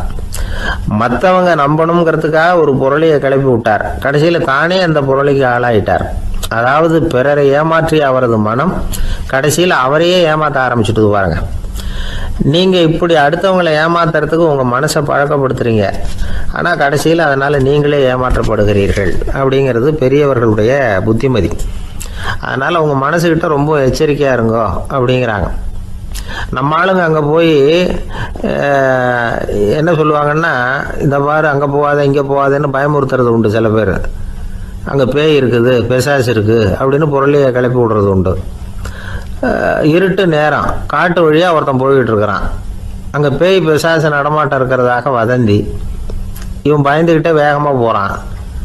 காடு முடிஞ்சு மெயின் ரோட்டுக்கு வந்து சேர்ந்தான். அப்பாடா, ஒரு பஸ்ஸு நின்றுட்டு இருக்கு தனியாக. இருட்டில் லேசாக தெரிஞ்சுது. ஓடி போய் ஏறி உள்ளே உட்காந்துக்கிட்டான். பயந்துக்கிட்டே போனவன் அப்புறம் தான் தெரியுது உள்ளே யாருமே இல்லை, டிரைவரும் இல்லை, கண்டக்டரும் இல்லை, வேற யாரும் இல்லை. இவனுக்கு பேய் பயம் அதிகமாக போட்டுது. ஏன்னா நடு ராத்திரி. இந்த நேரம் பார்த்து அந்த பஸ்ஸு தானே நகர ஆரம்பிச்சுதான். இவனுக்கு இன்னும் பயம் அதிகமாக போட்டுது. ஏன்னா டிரைவர் சீட்டு காலியாக இருக்குது, பஸ்ஸு நகருது.